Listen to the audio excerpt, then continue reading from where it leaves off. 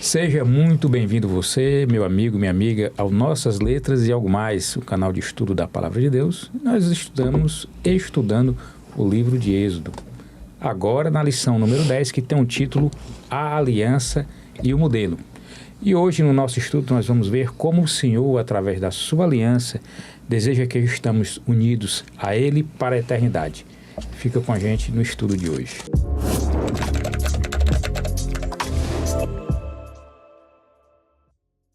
E hoje aqui para compartilhar esse momento de estudo, na semana retrasada foi a Ruth, na semana passada a Kelly, e hoje está a Ruth e a Kelly. Olha, amém. Tudo bem com vocês? Tudo bem. Boa noite, pessoal. Graças a Deus. Que a graça e a paz do nosso Senhor Jesus esteja com vocês. Amém. Amém. Eu sei que a gente sempre inicia com oração, mas antes da gente iniciar com oração, eu queria só dar um recadinho aqui, né? Certo. A gente tem aqui um livro para sorteio. O livro tem o título Os Escolhidos. E o tema desse livro é exatamente, toda a temática do livro, ele aborda exatamente o estudo do livro de Êxodo. Então você vai ter a oportunidade de acompanhar o estudo da Escola Sabatina, ter esse livro também para estudo, que é fantástico, muito bom. E nós vamos sortear esse livro para você que nos acompanha. E a nossa dinâmica de sorteio vai seguir a mesma dinâmica dos outros sorteios, ok? Você que já está inscrito, se você não está inscrito no canal, mas se for o caso, se inscreva, curta, compartilhe essa mensagem e deixe o seu comentário. Todo aquele que fizer o seu comentário, tecendo algo sobre o estudo dessa semana, fazendo a sua pergunta, enfim, dizendo de onde você é, qual é a sua cidade, na próxima semana nós vamos fazer o sorteio e você vai receber o livro, esse livro aqui fantástico, que tem o título Os Escolhidos, ok? Amém. E Ruth, para a gente dar início, eu queria só que você fizesse uma oração. Não. Querido Senhor, queremos te agradecer a oportunidade, Senhor, que temos de estudar a tua palavra e de compartilhar, Pai amado. Pedimos que o Senhor nos ilumine, nos dê sabedoria, para que possamos, ó Deus, ser instrumentos em tuas mãos e levar uma palavra de esperança, de verdade, Senhor, para aqueles que entrarem em contato com esse vídeo, com esse estudo. Amém. Que o Senhor nos abençoe a todos, pois precisamos da tua bênção, Pai querido, hoje e sempre. Amém, Jesus. Amém. Como dito, lição número 10, esse terceiro trimestre do ano de 2025, né? Faltam, depois dessa, só mais três para a gente encerrar e já partir para um novo estudo. O título da lição número 10 é A Aliança e o Modelo. E o verso para memorizar está no livro de Êxodo, capítulo 24, verso 3, e diz: Moisés foi e transmitiu ao povo todas as palavras do Senhor e todos os estatutos. Então todo o povo respondeu uma voz e disse: Tudo o que o Senhor falou, nós faremos. E o texto inicial da lição diz: Como seu Deus, Criador e Redentor, o Senhor desejava estar com seu povo e habitar no meio dele. Deus nos criou para vivermos em profunda comunhão com Ele. No entanto, se relacionamentos significativos com outras pessoas só se constrói com tempo e dedicação, o mesmo é verdade em nosso relacionamento vertical com Deus. Essa pode ser uma experiência edificante de muito crescimento, mas somente se passarmos tempo com Ele. Em termos práticos, significa estudar sua palavra, orar e testemunhar aos outros sobre a morte, ressurreição e volta de Cristo. À medida que o Senhor nos abençoa, seremos um canal de bênção para os outros. E o foco deve estar em Deus e não em nós mesmos. Ao nos conectarmos com Ele, Deus nos capacita a seguir seus ensinos, o que significa obedecer à sua palavra. Não é de admirar que a geração de seguidores de Cristo do fim seja descrita como aqueles que guardam os mandamentos de Deus e a fé em Jesus, está lá em Apocalipse 14, 12. E na verdade é simples. Amamos a Deus e por causa desse amor o obedecemos. E aí eu lembrei de quando eu estava fazendo o estudo, um texto de 2 João, no capítulo 6, que diz assim: E o amor é este, que andemos segundo os mandamentos de Deus. Este mandamento, como vocês ouviram desde o princípio, é que vocês vivam nesse amor. Ou seja, Deus, ele deseja que nós tenhamos uma relação de pai para filho com ele, né? Reconhecendo a sua autoridade, a sua força e principalmente o amor dele, assim como um filho demonstra o amor pelo pai, sendo humilde, sendo obediente, né? E aí nós podemos demonstrar também esse amor a Deus, né? Seguindo os seus mandamentos. E aí em 1 João, capítulo 4, 9, diz assim: nisto se manifestou o amor de Deus em nós, em haver Deus enviado o seu Filho unigênito ao mundo para vivermos por meio dele. Ou seja, e a gente vai ver nessa lição que ela trata exatamente de quê? Essa aliança mostra que o centro de tudo é Jesus. Uhum. Não é isso? Isso. Então, assim, como já foi dito nas lições passadas, a gente falou até na lição passada, Deus é extremamente didático, né? E a gente vai continuar vendo aqui a didática dele, e no final ele dá o seu recado, ou seja, o centro de tudo é Cristo. Amém. Entendeu? E aí a lição tem o título, um domingo, dizendo assim, ó, o livro e o sangue. Wesley, antes da gente ir pro domingo, a gente pode só fazer assim uma recapitulaçãozinha rápida. Faça. Né, que você falou aqui o foco deve estar em Deus, não em nós mesmos, né? Sim. Em Hebreus, lá, capítulo 12. Aí, só lembrando que esse texto ele vai falar de quê, né? Da corrida da fé. Que corrida da fé, de uma forma, né, figurativa ali, uma metáfora. E traz justamente uma lição sobre como chegar a essa vitória, né? Que nessa corrida, como é que a gente consegue chegar? Através de uma fidelidade, né? E de uma resistência, ou seja, de uma perseverança. E aí a gente vai ver que é justamente através desse relacionamento com Deus, né, que a gente vai conseguir, a gente vai detalhar mais um pouquinho sobre isso, até essa paciência, essa perseverança, né, e essa fidelidade. E uma pessoa motivada pela fé, ela não hesita em abrir mão de qualquer coisa que nos impeça de alcançar seu objetivo. Então fica aí a reflexão, né? O que pode estar impedindo o nosso progresso como corredor cristão? Então, a gente já começa com essa reflexão que, quando a gente vê, ele vai mostrando aqui, como Wesley falou, Deus, ele diz como é que a gente deve se relacionar com ele, né? A questão de dedicar o tempo, a questão de olhar para Jesus, como você mesmo falou, que a lição ela vai levar justamente para esse foco. E também de obedecer não por medo, né? Mas por amor. A lição, eu achei muito linda a lição dessa semana, porque ela fala muito do amor, do relacionamento. E como Deus, ele tem tanto amor que ele justamente ele nos criou com esse intuito, né? De relacionamento. Nosso Deus é um Deus relacional. E eu gostaria de comentar em cima do verso áureo, aqui no sábado. Nessa parte final diz assim: então todo o povo respondeu a uma voz e disse: tudo o que o Senhor falou nós faremos. Aí eu fiquei pensando assim, ó, depois que eles disseram isso, fizeram esse compromisso com Deus, poucas semanas depois eles estavam dançando e cantando em torno de um bezerro de ouro, Sim. né? Então, por que eles fizeram essa promessa, né? Eu acho que o grande problema deles, que foi a apostasia, ela se baseia em que? No orgulho espiritual, né? Sim, sim. E como isso é perigoso, a autoconfiança religiosa, né? Espiritual, você achar assim que eu tô pronto, eu estou já no nível, entendeu? Está tudo ok, né? Uhum. E o que eles deveriam ter respondido, na verdade, eu até botei aqui, né? Com a ajuda do Senhor e pelo poder de sua graça, tudo que o Senhor falar, nós faremos. Isso. Poder Pela da graça, sua graça. Pelo Espírito Santo. Porque a gente tem falado muito na lei, né? Tem falado muito nas obras. E a gente precisa ter esse cuidado, sabe? De não cair no terreno do legalismo. Porque no final das contas, não são as obras que nos salvam. Não. A lei é santa, justa e boa, ela tem a finalidade dela, mas a gente precisa ter o cuidado de não ficar batendo tanto nessa questão, sem esquecer a grande verdade essencial, que é pela graça. A Ruth está só adiantando um pouquinho, né? Mas a gente vai entrar nessa parte na porque nós vamos entrar nisso. O importante, né, do relacionamento, sim, né? Sim, porque todo relacional é isso.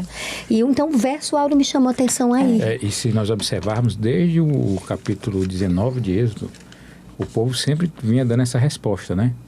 Sempre que Moisés apresentava, porque a gente viu nas lições anteriores o quê? Deus preparou o povo para receber o decálogo, né? Os 10 mandamentos. Na semana passada a gente viu que ele apresentou outras leis, aí digamos agora que é como se ele juntasse todas essas leis, e agora vamos fazer o seguinte, nós vamos fazer um pacto agora, né? Está aqui o nosso pacto, é como se houvesse vamos fazer as nossas assinaturas, eu assino, vocês assinam, e a gente fica selado que... A própria Bíblia diz que Moisés ratificou isso. E escreveu no livro, né? E aí, como tem exatamente esse título, que é o livro e o sangue, né?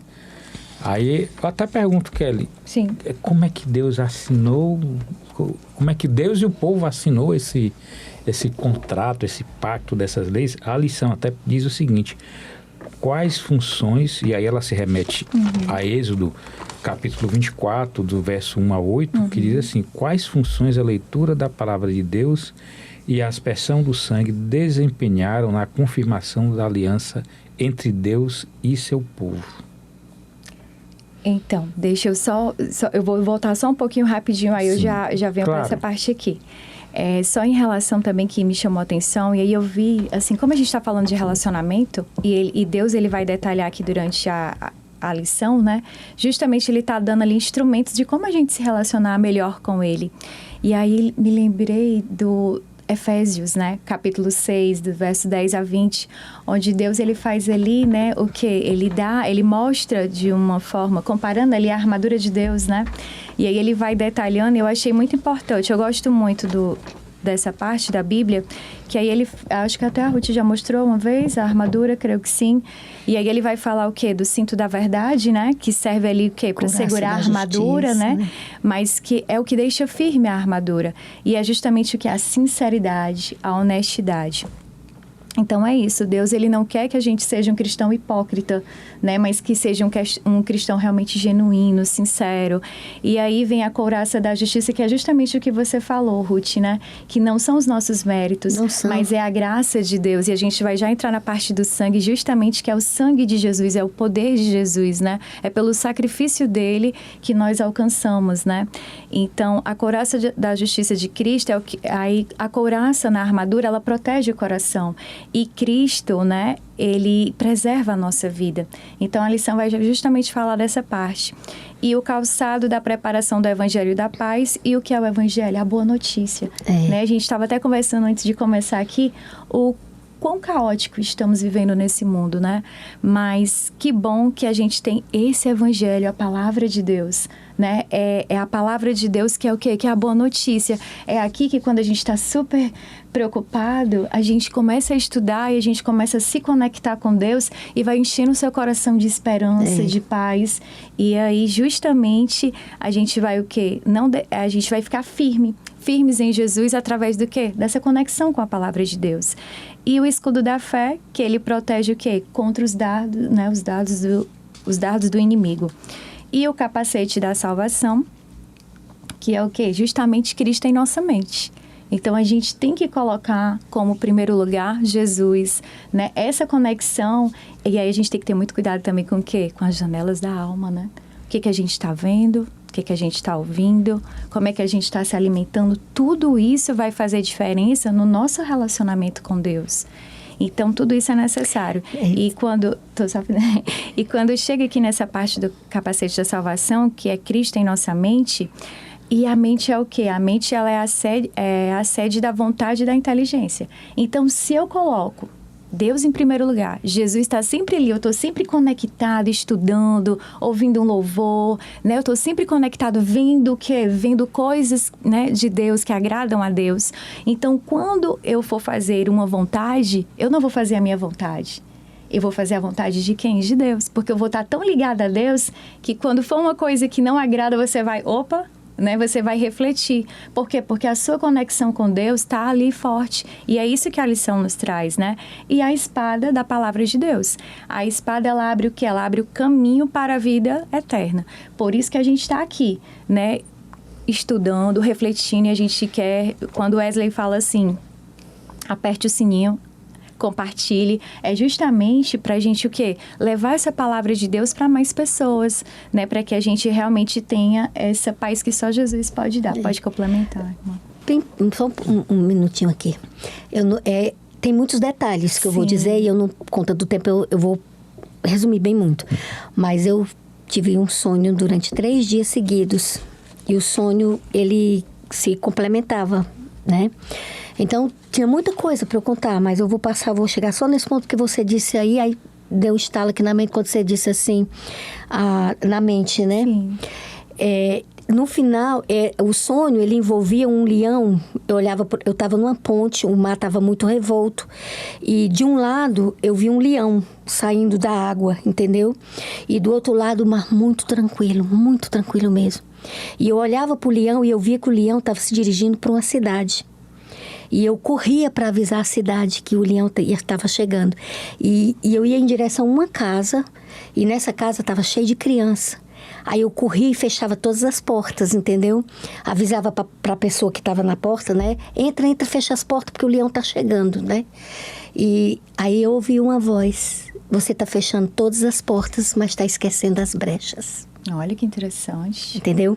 Foi um sonho de 3 dias, né? Então, quer dizer, são as brechas. Isso. O Evangelho diz que a gente é reparador de brecha. Uhum. Mas se a gente pode pegar essa mesma mensagem e dizer assim, são as brechas que podem tirar o cristão da eternidade. E a gente tem que examinar exatamente essas brechas. Tem que ter muito cuidado. Brechas, eu digo, no relacionamento com Deus. Sim.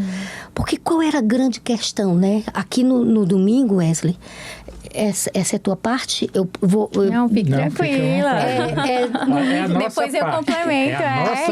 Nessa pergunta, quando ela faz a primeira, né?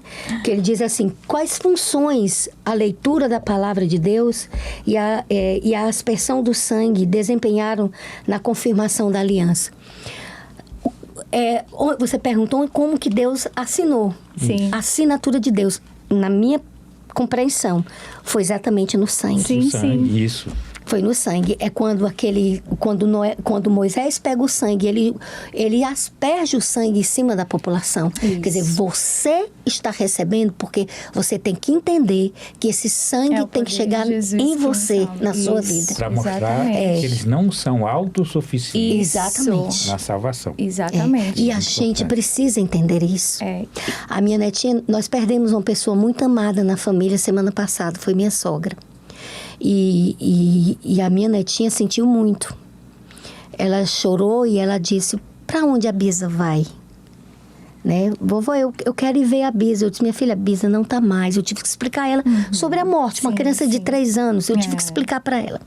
E eu disse para ela, não chore porque Jesus prometeu que vai acordar a Bisa. E você vai conhecer a sua outra Bisa, que você não conhece, que tem o seu mesmo nome. Essa semana, ela me disse 2 vezes, vovó, eu tô tão triste. Eu disse, por quê? Porque eu queria tanto que Jesus voltasse, eu tô com saudade dele. Assim, então, lindo. Ela já encheu de esperança que Jesus é a solução. Isso. Aí eu disse, meu Deus, como é importante, por isso que a Bíblia diz que tem que ser como uma criança. Então, ela está aprendendo sobre a questão da fé. Aí eu fiquei olhando ela falando e eu fiquei pensando, como que você explica uma pessoa sentir saudade e desejar ver outra que nunca tocou, que nunca ouviu, né? Se não for pela janela da fé. Isso. Né? Pela janela da fé. Aí eu senti a importância, a responsabilidade que eu tenho no crescimento da fé dela. Sim. Eu preciso ser uma testemunha viva daquilo que eu ensino para ela. Amém. Ter cuidado com as minhas emoções diante das dificuldades. Né? Então, Moisés está colocando aqui o povo, quer dizer, vocês receberam a lei, vocês já conhecem a lei, mas vocês agora precisam conhecer a graça. Isso. E a graça vem aonde? Através do sangue, Exatamente. Aí aqui na lição fala assim, ó. Afinal, um Deus que é amor teria que ser um Deus que se importasse com relacionamentos. Pois como pode haver amor sem relacionamentos? E é justamente isso, né? Aí aqui no capítulo 24, que é o que a lição aborda, fala que na cerimônia de ler as leis e aspergir o sangue, como a Ruth estava falando, né?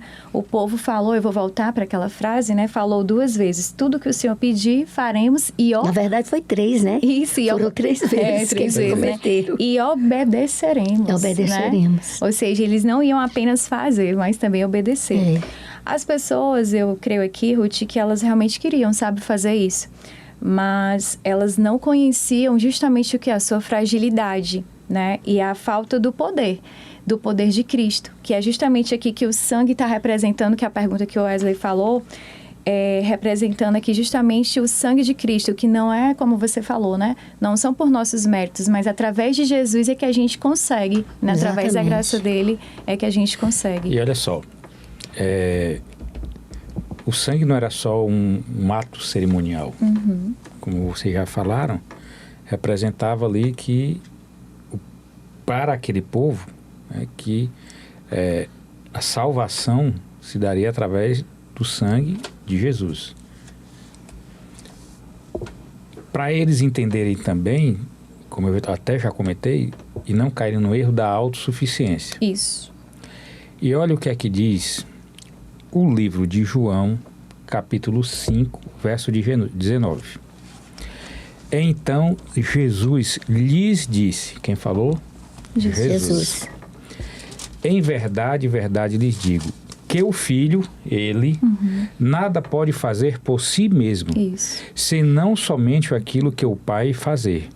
Porque tudo o que este fizer, o Filho também faz. E no mesmo capítulo 5, já no verso 30, Jesus diz, eu nada posso fazer por mim mesmo, assim como ouço julgo, o meu juízo é justo, porque não procura a minha própria vontade, e sim a daquele que me enviou. Olha. Mas por quê? Ele podia, na verdade, fazer. Exato. Mas ele se humilhou, ele se colocou na postura de submissão em função da missão. Da missão. E aí o que é que acontece? Se ele aqui, teoricamente, dizia que era incapaz de fazer sozinho qualquer coisa. Imagine a gente. Imagine nós. E Deus, ele é o modelo, né? A gente precisa entender isso, que ele é o modelo. A igreja precisa entender isso, que ele é o cabeça e é a ele que a gente tem que imitar, né? Ele é o foco. Enquanto a igreja não entender, ela não vai cumprir a missão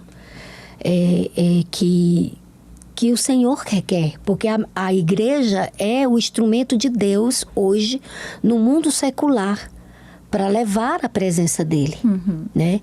Então, quando eu digo igreja, é claro que eu não estou falando em prédios, em placa, eu estou falando de pessoas, né? Pessoas, e aqui eu estou incluindo toda a cristandade, eu incluo todos os cristãos, entendeu? Porque Jesus mesmo disse que tem filhos em todos os rebanhos. Isso. Quem vai definir é ele. Né? Não cabe a gente.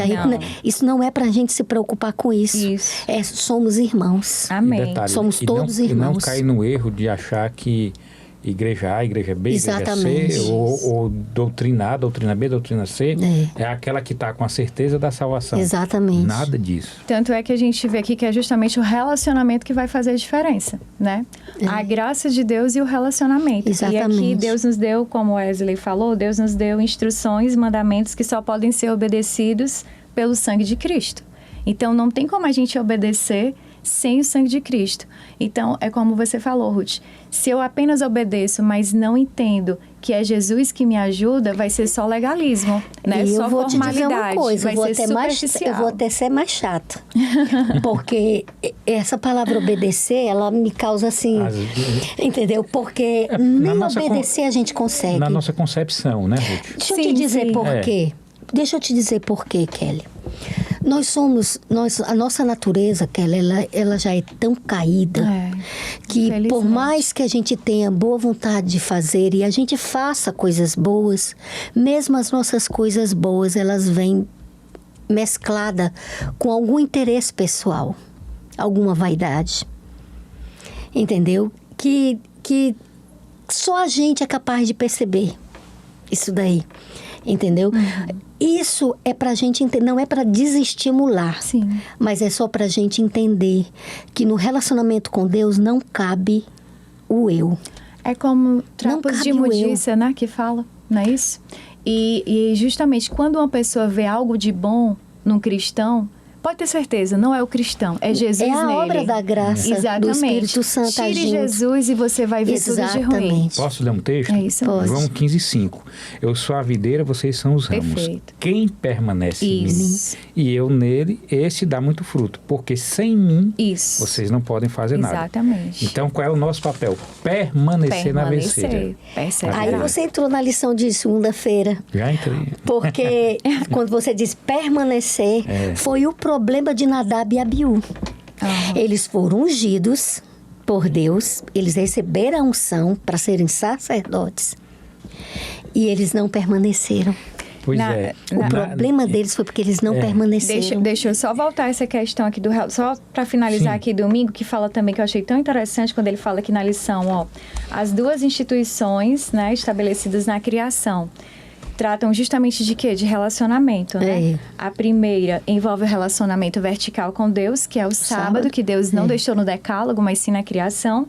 E a segunda, o relacionamento horizontal, né, entre os seres humanos, que é o que? O casamento. Então, o casamento, ele foi dado antes do pecado, né? E ele cria o relacionamento o quê? Ali o relacionamento com o próximo, né? E aí vamos agora, que a Ruth está querendo falar sobre vendo a Deus. Não querendo falar, não, apenas porque ele entrou e não permaneceu. Mas é porque a lição é dinâmica, né? A gente às vezes vai seguindo e segue. Mas Porque, é na muito verdade, bom. a gente precisa Sim, entrar sim. mesmo no que é essencial. No que é essencial, tá certo. exato. Principalmente Agora, porque é o essencial que vai servir de bússola para a Sim. nossa vida prática. Com certeza. Do dia a dia. Aí, só volta. Quer falar um pouquinho, Wesley? Não, continue que aí eu vou só... Posso começar a segunda ou você já quer falar? Não, continue. Eu ia só Pode para falar fazer sobre- uma introduçãozinha, porque até para pedir para quem nos acompanha ter a oportunidade de ler Êxodo 24, de 9 a 18, porque eu fico imaginando assim, eu me coloquei naquela cena, você acredita? Já imaginou? Você chegar e ter a oportunidade de ver Deus. Eita. Cear com Cear ele. com ele. É uma bênção, né? Que E privilégio, ser ungido né? por ele. Muita honra. Exatamente. Quando a lição diz, né? Vendo a Deus. Aí eu fiquei pensando. E ela pergunta, né? Que experiência extraordinária foi vivida. Eu fiquei pensando nessa cena assim, rapaz, se fosse eu, né? Como essa oportunidade, né? Aham. Mas, enfim, pode continuar, Kelly. Eu acho que eu já pensei assim, quando eu vi, né, vendo a Deus, aí eu me lembrei de Isaías, né? Acho que foi Isaías, né, que diz que Isaías, né, o devido pecado, né? Ele não queria... Ai de mim, Isso. que tem uma boca, né, os lábios impuros, né? Eu acho bem... Ele contemplou a eu santidade acho de muito Deus e ele isso. percebeu Eu acho muito lindo a pecaminosidade isso. que tinha dele. Exatamente. Pedro também teve essa experiência. Eu penso dessa forma, digo, ô Senhor, eu acho assim, meu Isaías muito assim. Então, assim, o interessante também da lição é que ele vai falar, né, que Deus convoca Moisés para subir lá ao monte. E sobe quem? Moisés, 70 anciãos e mais 3 pessoas, né? E quem eram essas 3 pessoas? O irmão e 2 sobrinhos, né? E os filhos mais velhos de Arão, como a Ruth falou, eles são sucessores naturais de seu pai ao sacerdócio. Mas devido ao pecado, né, eles não conseguiram, o pecado impediu com que isso acontecesse. E o interessante é que ali eles estavam representando o sacerdócio e os anciãos representavam o povo, né? E no verso 10 do capítulo 24... está escrito, ó, que é justamente o que Wesley, né, que é forte, né, Wesley? Isso. E viram Deus de Israel, sob cujos pés havia uma como pavimentação de pedra de safira que se parecia com o céu na sua claridade. Ele não estendeu a mão sobre os escolhidos, é isso mesmo, dos filhos de Israel, porém eles viram a Deus e comeram e beberam.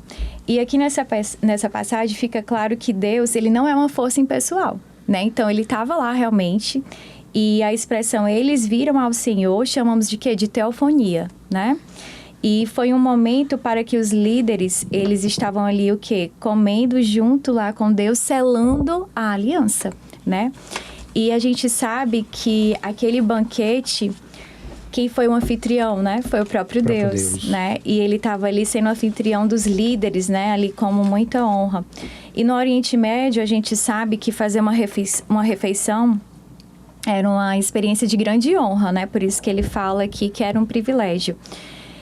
E aí, eu queria só que a gente fosse para Apocalipse rapidinho. Apocalipse capítulo 3, verso 20. Que lá fala assim, ó. Eis que estou à porta e bato. Se alguém ouvir a minha voz e abrir a porta, entrarei em sua casa e cearei com ele e ele comigo. Então, fala novamente o que aqui? Sobre a questão da refeição, né? Como você falou, da ceia. E essa porta aqui, a gente sabe que é a porta do coração. Então, Cristo, ele está do lado de fora. Exatamente. Cristo, ele não está dentro. Ele está nesse momento, né? Aí, batendo na porta do seu coração. E ele quer justamente o quê? Ele quer entrar, ele quer abençoar, né, as pessoas que o recebem. E poucas atitudes revelam o espírito de comunhão e comunidade, como a questão de compartilhar o pão. Por isso que a gente tem como símbolo a Santa Ceia, né? E Cristo, ele promete compartilhar as nossas experiências com as experiências dele. Aí, voltando aqui, quando eu também lembrei de Zaqueu, né? Que Cristo também pediu ali para Zaqueu descer, né? Depressa, e foi também lá, o quê? Manter uma relação de amizade, intimidade, né? E momentos de oferecer perdão. E Jesus, ele sempre faz o convite desejoso de estar conosco. Deus, ele nos criou justamente pra gente ter esse relacionamento. Mas, infelizmente, alguns daqueles que subiram com Moisés, a gente viu o que foi que aconteceu, né? Eles caíram em pecado.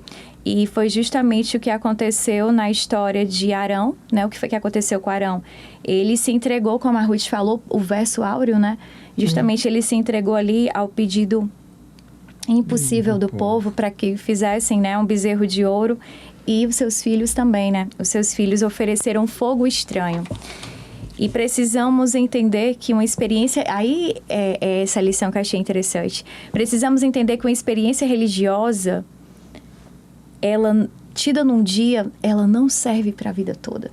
Então, eles tiveram uma experiência maravilhosa ali. Tinha que já permanecer. Pensou, né? Viram a Deus, cearam com Deus em relação à sua glória. Mas o que foi que aconteceu? Aí entra a autoconfiança, né? Não, eu estive com Deus. Né? E aí, o que acontece? Eu já tenho muito tempo de igreja, eu já li a Bíblia não sei quantas vezes, entendeu? Então, aí você fica o quê? Com a sua autoconfiança, o orgulho que você falou, né? E aí, acontece justamente que essa experiência a gente tem que fazer o quê? E aí, é isso que a lição traz, pra gente permanecer, como o Wesley falou, permanecermos ligados à videira. E pra gente permanecer, precisa justamente dessa comunhão. E aí eu vejo a grande responsabilidade que a gente assume quando a gente tem privilégios que, digamos, dado por Deus, no caso, né? E aí eu trago para um contexto de quem assume papéis de lideranças espirituais. Isso. Né? De saber que tem uma grande responsabilidade diante de Deus. Na parábola das 10 virgens, as virgens nécias, elas não eram hipócritas, né? Só que elas se contentaram com uma obra superficial do Espírito Santo na vida delas. Exatamente. Então, o que é que acontece? Não aprofundaram o relacionamento. Foi o problema desses meninos, o Nadab e o Abiú. Que fogo estranho é esse que a Bíblia fala, né? Na verdade, aquele fogo que tinha dentro do santuário era um fogo que Deus havia acendido. Então, todo o cerimonial dentro do santuário tinha que ser feito com aquele fogo, que ele não se apagava. Era um fogo que tinha que ser tirado lá de dentro ali do próprio local do sacrifício, né? E o que é que eles fizeram? Por quê? Porque aquele fogo significava a presença de Deus. Porque veja que quando Deus manda dar o modelo, porque a lição da semana é o livro e o modelo, né? Ele dá o modelo do tabernáculo para Moisés. A gente se pergunta assim, mas espera aí, a Bíblia está se contradizendo? Porque a própria Bíblia tem, em Atos, em Coríntios, né? Tem dizendo que Deus não pode ser contido em espaço nenhum. Ele não fica em santuários feitos por mãos humanas. E aí ele está dando um modelo para que seja feito um santuário, para que ele se faça presente. Só que a gente tem que entender que a intenção de Deus era manifestar a presença dele. Era uma manifestação da presença dele que ele dava através do fogo. A verdadeira presença iria acontecer com a vinda do Filho dele. Ele era o Deus conosco. Então, o Deus mesmo, de verdade, queria vir para poder caber, estar entre nós, ele teria que se revestir de humanidade. Esconder a divindade dele, porque nós não suportaríamos. E mesmo para a missão, ele teria que vir com a natureza humana, né? Mas aí, o que aconteceu com esses rapazes?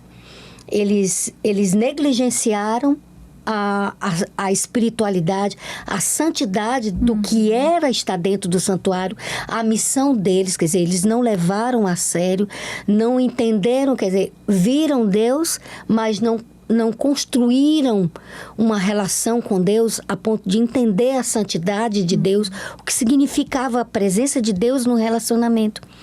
E eles se perderam aí, porque aí eles deram vazão para a religiosidade, o cerimonialismo, o legalismo, entendeu? Fizeram as coisas como dizia que tinha que ser feito, né? Mas se perderam no verdadeiro sentido do relacionamento. Então, eles levaram prostitutas, né? Eles levavam mulheres, eles entravam bêbados, embriagados para o santuário, levavam fogo, eles acendiam fogo sem se retirar de onde tinha que retirar. Então, o fogo estranho é esse, era o fogo que não era o fogo de Deus. Isso. E a gente pode fazer isso, entendeu? No nosso relacionamento com Deus. É preciso que a gente tenha sempre noção de que Ele é nosso amigo, Ele é nosso irmão, Ele é nosso advogado, mas acima de tudo, Ele é o nosso Deus. Amém. E a gente tem que entender que nesse relacionamento Ele é autoridade, Ele tem soberania e a gente não pode perder nunca o sentido de santidade. Porque se a gente perder o sentido de santidade, a gente vai se entender como colocando Deus a nosso serviço. Né? Eu quero que Deus faça isso. Aí até as nossas orações, elas passam a ser escândalo. Quando você falou, eu lembrei, né? Na hora das orações. A ser escândalo quando a gente diz, eu quero que seja assim. Né? O Senhor faça isso por mim. Então não pode ser assim. Foi por isso que eles caíam, Wesley, por isso que eles fizeram essas promessas e 3 vezes, né, disseram a mesma coisa. Josué mesmo chegou para eles e disse assim, vocês não cumprem, vocês não vão cumprir o que vocês estão prometendo. Josué disse para eles, por quê? Porque já havia 2 vezes antes, eles haviam prometido ao Senhor e haviam traído a confiança, né? Mas aí, eu queria chamar a atenção de vocês para uma coisa. O que me chama a atenção mais foi a própria postura de Deus em tudo isso, entendeu? Porque ele sabia na onisciência deles que aquele povo iam fazer o que eles iam fazer, mas mesmo assim preparou uma ceia. Mesmo assim recebeu muita como anfitrião. Né? Que Deus tremendo é esse, mostrando Wesley? sempre o amor dele, né? Que amor tão tremendo é esse que continua insistindo no ser humano? Há quanto tempo Deus vem insistindo conosco? E aqui eu estou colocando conosco como nós, como humanidade, entendeu? Aí eu digo que é isso, entendeu? Que Deus é esse? Um ser que não cabe dentro das coisas, mas insiste em fazer morada no nosso coração. Um Deus que insiste em descer todos os dias através da presença dos anjos dele para nos consolar, para nos entender diante das nossas fraquezas, para ouvir as nossas palavras em oração, que é preciso que o Espírito Santo corrija para chegar até ele, porque elas são estranhas diante da santidade de Deus, mas é um Deus que diz, ore sem cessar. Amém. Venha até a mim, vós que estáis cansados e oprimidos, e eu vos aliviarei. Então, assim, quando eu vejo as pessoas falarem de Deus, sabe, caçoarem de Deus, eu olho para essas pessoas e digo, você não conhece Deus. Você não entende quem é Deus. Porque se você entendesse, você não estaria dizendo isso. Com certeza. Esse ser de quem você está falando não é o ser que está aqui dentro, entendeu? Falta de conhecimento. Hoje, eu vi um testemunho essa semana do reverendo Augusto Nicodemos. Eu sei que ele critica muito a igreja adventista, né? Mas eu tenho muito apreço por ele. Eu gosto muito de ouvir os sermões dele. Por mais que haja divergências, né, em pontos teológicos, né, da interpretação da Bíblia, mas eu gosto de assistir, eu tiro aquilo que é bom e aquilo que não está de acordo com as escrituras, eu elimino, né? E ele fez um testemunho hoje, essa semana, ele publicou um vídeo, por isso que eu estou citando o nome dele, porque ele publicou um vídeo onde ele contou o testemunho dele e ele disse que ele era um assaltante de banco, entendeu? E ele disse, eu estou comentando até porque meus crimes prescreveram, né? E ele disse que quando ele não conseguia pregar, você citou o nome de Zaqueu e veio à minha mente. Ele disse que não conseguia pregar no púlpito a história, sermões que envolvessem Zaqueu. Olha que interessante. Porque ele se lembrava dos assaltos que ele havia feito, dos calotes que ele tinha dado, entendeu? Aí então ele disse assim, ou eu resolvo esse problema do meu passado, ou eu não vou conseguir pregar e não ser totalmente sincera aqui no púlpito. Olha o que foi que ele fez. Começou a buscar na mente dele tudo que ele fez de errado. Aí ele foi no posto de gasolina, chegou pro dono do posto de gasolina e disse, você está me reconhecendo? E o homem disse, não. Isso, o pai dele parece que é advogado, parece que é jurista, o pai dele. E o pai dele disse, se você for confessar, você pode ser levado para a justiça, você vai preso. Pois eu preciso ser preso para poder encontrar minha paz de espírito. Aí ele foi lá no posto, procurou o dono do posto, disse pro posto que ele tinha sido um dos assaltantes dele e devo ele, se eu vendi meu carro, porque eu quero pegar esse dinheiro e botar agora nas suas mãos, porque eu preciso de paz. Se você quiser me denunciar na polícia, pode me denunciar, mas está aqui, eu quero lhe dar o dinheiro, lhe repor o dinheiro que eu lhe roubei. E o homem ficou morto feliz, recebeu o dinheiro e disse, vai em paz, meu filho, só o fato de você ter vindo aqui já prova que você não é mais a mesma pessoa.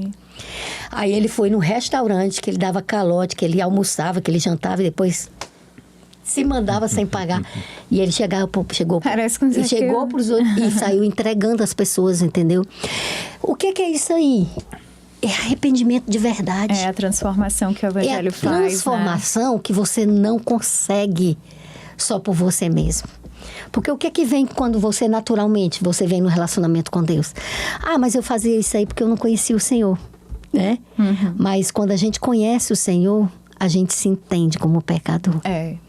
E aquilo que a gente não pode cumprir, a gente entrega nas mãos de Deus e aí vem a graça. E aí, né? Ruth, lembrei aqui de 1 Coríntios capítulo 10, verso 12, né? Onde fala, aquele, pois, que pensa estar em pé, veja que não caia. Né? É isso Exatamente. mesmo. Então, tudo gira em quê? Em relação a gente ter cuidado com essa autoconfiança, né? Porque o orgulho espiritual, ele é o grande engano. E foi a causa da grande queda de todos eles, né? Isso que aconteceu, dos reis, né? Que faziam casamentos, dos reis de Israel que faziam casamentos para se beneficiar por a gente vê Pedro, né? Que pensava que nunca ia trair Jesus e acabou traindo. Então, a parte de segunda-feira é essa questão de ver Deus e permanecer. Mas aí, com esse testemunho, a gente já pode encaixar na terça, porque quem é que dá poder para que a gente consiga... Exatamente. Que está em Ezequiel 36, né? Nos versos 26, 27 e 28, que diz assim, eu lhes darei um coração novo e porei dentro de vocês um espírito novo. Tirarei de vocês o coração de pedra e lhes darei um coração de carne. Porei dentro de vocês o meu espírito e fazei com que andem nos meus estatutos, guardem e observem os meus juízos. Vocês habitarão na terra que eu dei aos seus pais, vocês serão o meu povo e eu serei o seu Deus. Amém. Olha só os verbos, ó. Darei a vocês um coração novo, quer dizer, Deus agindo. Porém um espírito novo, Deus agindo. Tirarei de vocês o coração de pedra, Deus agindo. Darei um coração de carne, Deus resolvendo, quer dizer, não só age, mas ele resolve o problema. E ele diz, porém o meu espírito, Deus trazendo a resposta, mas também trazendo a transformação. Então, a salvação é um ato 100% de Deus. Isso. Ninguém deseja mais a redenção do que ele, né? 100% de Deus. A gente devia saber, gostar disso, porque isso deveria trazer descanso para a nossa alma, né? Gostar de fazer... a grande questão da obra e da obediência, ela vem em função de quê? Da sensibilidade que o Espírito Santo nos causa diante daquilo que é errado. Você passa a deixar de ter prazer em fazer o que é errado. Então, não é uma questão de toma lá da cá. É algo que naturalmente te impulsiona a não viver nas delícias do velho homem, da velha natureza. Você deseja novas coisas, sabendo que, como Paulo disse, aquilo que eu não quero fazer é o que faço. Mas o que eu gostaria de fazer, eu não faço. E a promessa da restauração, ela está condicionada à renovação espiritual e moral, né? Exatamente. Porque o caráter é a parte do pecaminosa da nossa natureza, é Deus quem vai resolver. No momento da glorificação, quando ele voltar, o apóstolo Paulo diz, aquilo que é corruptível deixará de ser corruptível, né? E alcançará a incorruptibilidade. Quer dizer, Deus vai nos dar de volta a imortalidade. Resolveu o problema físico do ser humano. Arrancou, extraiu da nossa genética, da nossa natureza física, carnal, a tendência para o pecado. Sim. Mas a questão do caráter é uma obra do dia a dia. Isso aí, Deus tem que fazer a transformação, é aqui. A gente já tem que ir com o caráter transformado.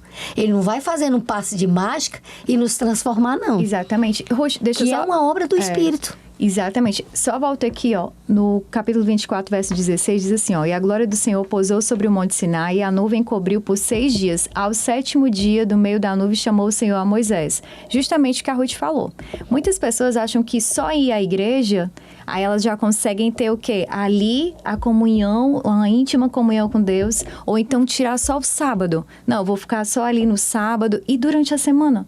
O que vai... durante a semana, a gente tem que preparar o nosso coração, a gente tem que já estar refletindo o caráter de Deus, para no sábado, é aquele momento o quê? De comunhão, de ser ali com os irmãos, né? Justamente o quê? Aí sim, Deus, ele só entrou aqui, ó, Moisés esperou 6 dias, para no 7º ele entrar. Então, da mesma forma, somos nós. A gente tem uma semana, 6 dias, para a gente se preparar. Para no sábado, aí sim, a gente vai ter ali realmente uma relação mais íntima com Deus.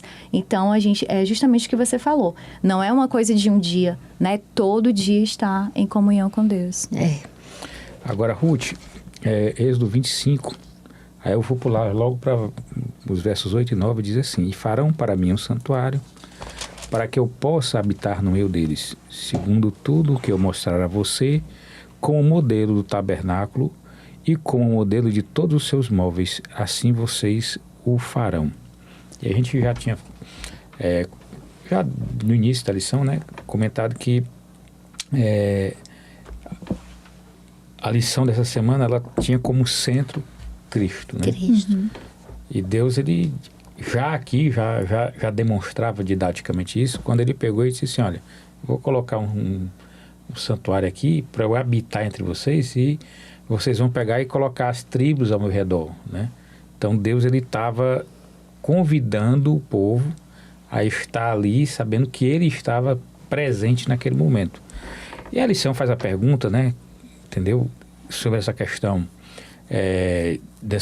das orientações que Deus deu a Moisés para construir o tabernáculo, e isso eu acho que é uma das, digamos, das doutrinas fundamentais da Igreja Adventista, que fala sobre o santuário, né?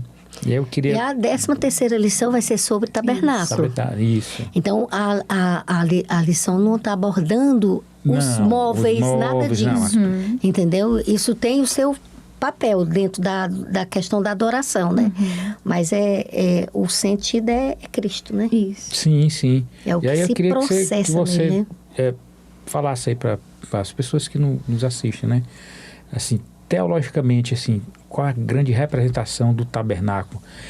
Não só, e aí a gente tem que entender que não só para aquele momento específico, mas ele tem um papel essencial para a gente hoje. A pergunta diz assim, quais importantes verdades práticas e teológicas são encontradas em Êxodo 25, 1 a 9, né? A adoração se encontra no centro da experiência do Êxodo. Este capítulo, na verdade, desde o capítulo 16, né? A exposição da teologia correta sobre a adoração. O tabernáculo, ele foi o evangelho do povo daquela época. Foi a maneira didática como Deus apresentou o plano da salvação para o povo de Israel. Por que os sacrifícios, né? tem que haver a morte, porque quando Adão e Eva pecaram, né, a ideia era eles morrerem instantaneamente. Transgrediram, tinha que pecar. Por que que eles não morreram? Porque a graça, ela antecede ao pecado. Cristo já havia dito, já havia prometido que morreria pela humanidade, né? Deus sabia que o ser humano ia cair, já tinha um plano. Então, eles morreram no tempo certo, né? Sim. Da idade, tudo, eles morreram. Mas teria que haver a morte. A morte teria que acontecer. Sim. Por conta do pecado. Então, assim como Adão que é o salário entrou do pecado, através né? de Adão, o pecado no mundo, através de Cristo, quer dizer, de um, Sim. também viria a salvação.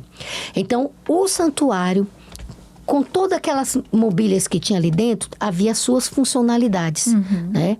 Mas qual era, assim, o que se processava ali dentro que é importante a gente comentar. Quando eles pecavam, eles tinham que trazer um cordeirinho. Não era o sacerdote que degolava o cordeirinho. Quem degolava era o próprio pecador, porque ele era o responsável pela morte daquele animalzinho. Então, cada pecador tem que entender que é individualizada a morte de Cristo. Por mais que ela tenha um contexto universal, Cristo tenha morrido por toda a humanidade, ela tem o sentido individual. Então, eles tinham que entender que o Messias viria, que o Filho de Deus seria o Cordeiro de Deus, e a cada cordeirinho daquele, cada cerimônia daquela, remetia à morte que viria do Filho de Deus. Por isso que quando ele morreu, o véu do templo se rasgou. Porque naquela hora, acabou o santo serviço do santuário na terra. Não havia mais necessidade de animal morrer, porque o verdadeiro Cordeiro de Deus havia morrido, né? Então, qual é o sentido essencial do santuário? Era mostrar o plano da salvação. Que um dia Deus iria enviar o Filho dele e ele iria fazer o sacrifício da própria vida por cada ser humano. E a morte dele seria tão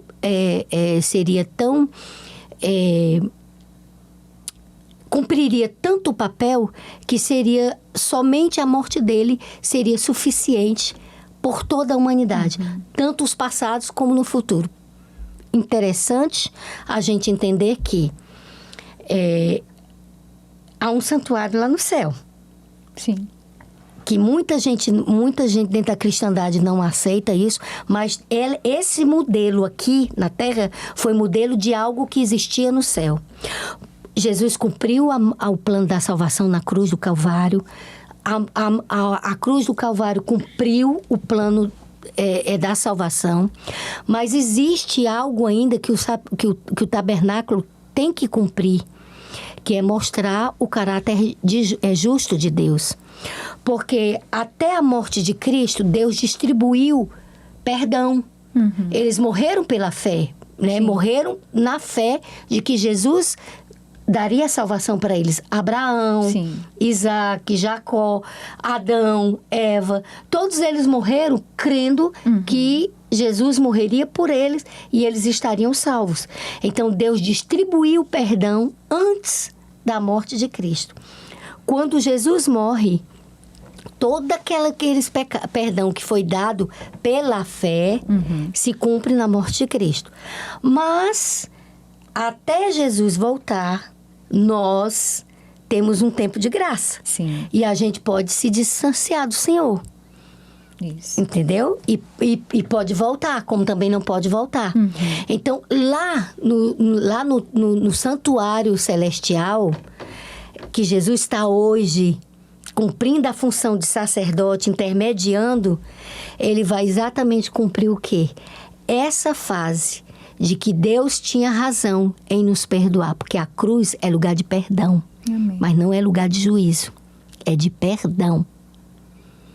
O lugar de juízo é o tabernáculo, que é o santuário lá no céu.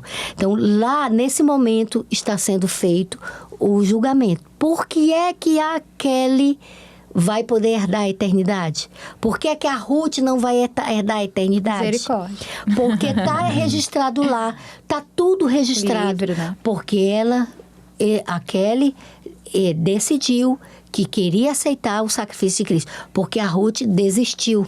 E está tudo registrado lá. Sim. Então, é esse aí que não vai gerar dúvidas na salvação. Isso. Então, não é que o plano da salvação não tenha cumprimento na cruz. Que muita gente não entende a doutrina do santuário que a Igreja Adventista prega, né? A gente não está dizendo que não foi suficiente. Foi. Só que agora tem um segundo momento. Isso. Que é exatamente para provar o caráter justo de Deus, o direito de Deus de nos perdoar. Então, entender o santuário do Antigo Testamento tem que ser como modelo do que está na eternidade, do que está acontecendo no céu. Porque Hebreus 1 diz que a síntese de tudo é que nós temos hoje como nosso sumo sacerdote intercedendo por nós. Amém. Então, está lá no Novo Testamento dizendo que tem alguém lá intercedendo por nós. Amém. Intercedendo por você, intercedendo por mim, intercedendo por você. Por você que está nos escutando. Amém.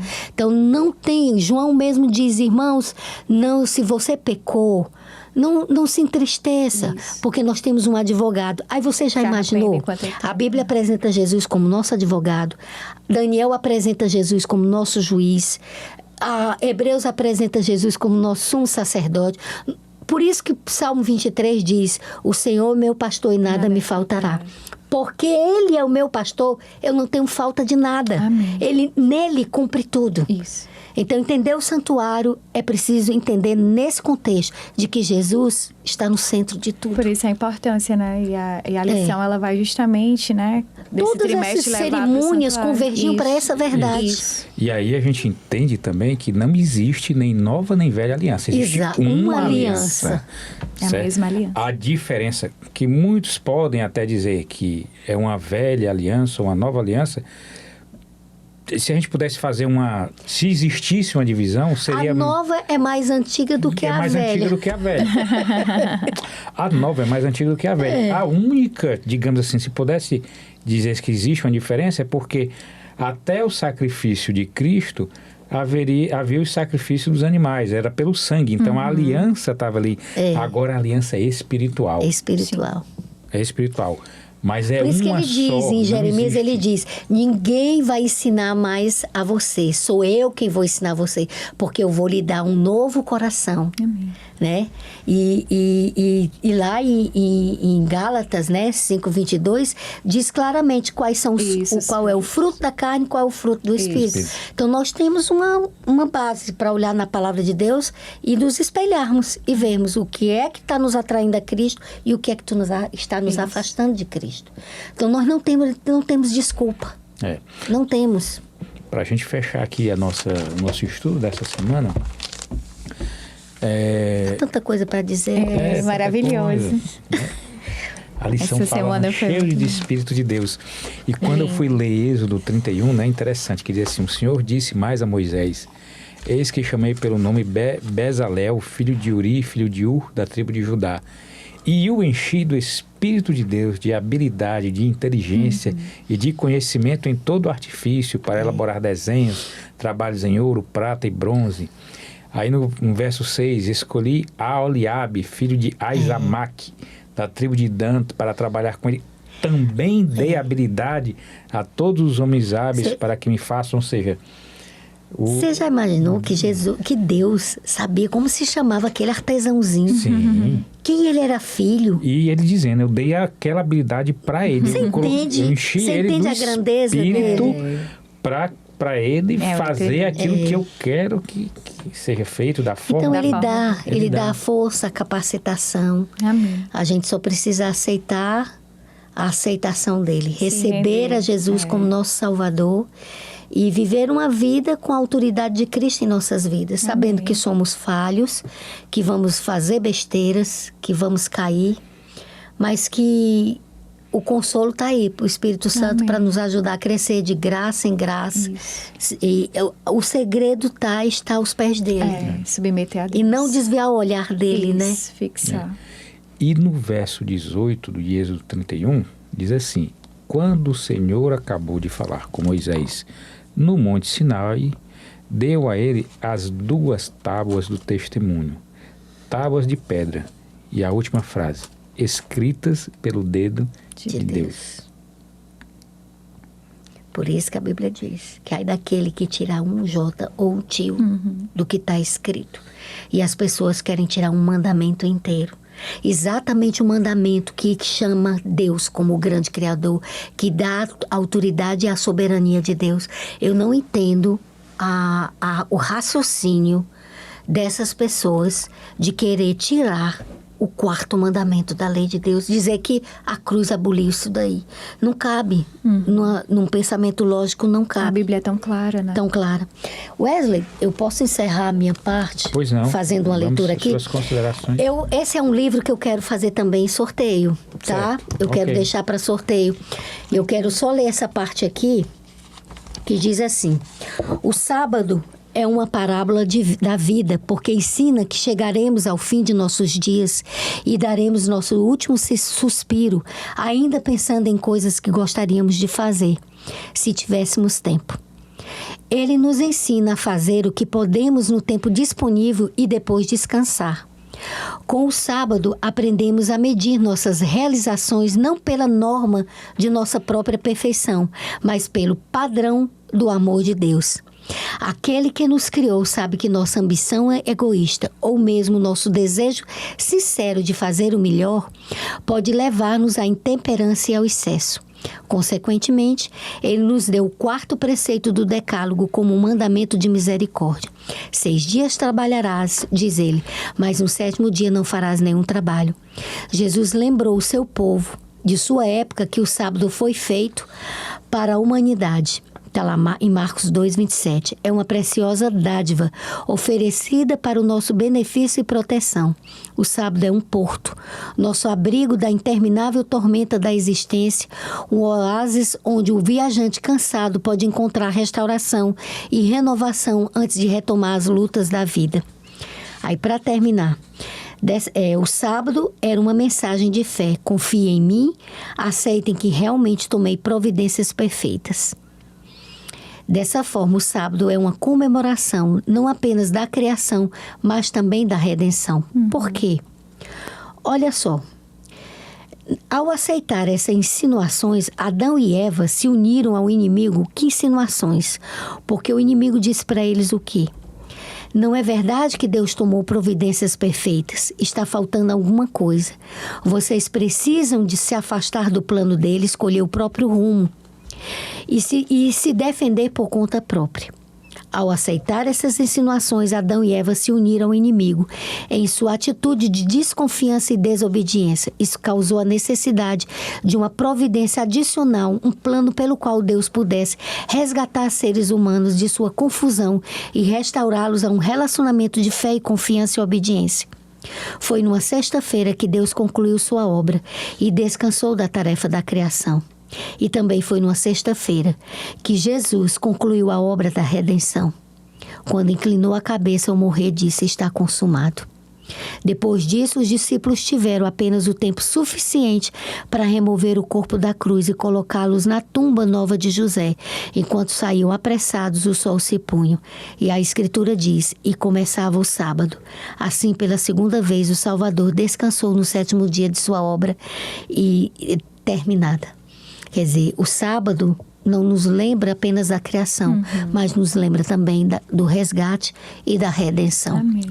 Por isso que está lá em Apocalipse, quando faz a menção do povo que vai estar aguardando a volta de Deus, será um povo que estará aceitando a vigência do sábado. Está lá escrito: temei a Deus e dai-lhe glória, pois é chegada a hora do seu juízo. Adorai aquele que fez os céus, a terra e o mar. E é essa a mensagem do 4º mandamento. Amém. Então, nós vamos sempre estar batendo nessa tecla. Porque se você quiser estar de pé por ocasião da volta de Cristo, você vai ter que estar reconhecendo Ele como o grande Criador. Amém. E fazendo a diferença dele como o Deus vivo. Amém. Eu também vou deixar... Meu verso é pequeno. É Salmo 37, versos 4 e 5. Diz assim: esses dois aí, pode doar. agrada-te do Senhor e Ele assim, satisfará os assim. desejos do teu coração. Entrega o teu caminho ao Senhor, confia nele e o mais Ele fará. Amém. Essa Aí quem receber, a gente vai assinar eu, Wesley e a Kelly, que estamos aqui. E já no próxima semana, você já pode sortear os dois. Ok. Viu? Tá ótimo. Então, os dois na próxima semana? Os dois, pode ser. Pode ser. Porque a gente tem mais presentes. É muita graça. A gente tem mais. Antes da Kelly encerrar com oração, então a gente começou dizendo que vai sortear um, então são Olha dois. aí. Tá bom? Que bênção. Kelly, você poderia orar para Sim. Pai querido, Pai amado, muito obrigada, Senhor, porque mesmo sem merecer, a gente viu aqui, Pai, em Tua palavra, essa palavra de amor, o quanto o Senhor nos ama e quer manter um relacionamento com cada um. Te pedimos, Pai, para que o Senhor toque no coração de cada pessoa que está aqui presencialmente, cada pessoa que está participando desse estudo de uma forma online, para que o Espírito Santo, Pai, toque em cada mente, em cada coração e que a gente sabe, Pai, que o nosso coração é tão impuro, mas só temos isso a Te oferecer e te pedimos, Pai, para que o Senhor aceite o nosso coração, para que realmente possamos, Pai, ter um relacionamento genuíno com o Senhor. Fortalece a nossa fé, envia Teu Santo Espírito para nos abençoar, Pai, para estarmos cada vez mais próximos do Senhor e mantermos um relacionamento conforme a Tua vontade. Esse é o nosso pedido e agradecimento em nome de Jesus. Amém, Senhor. Amém.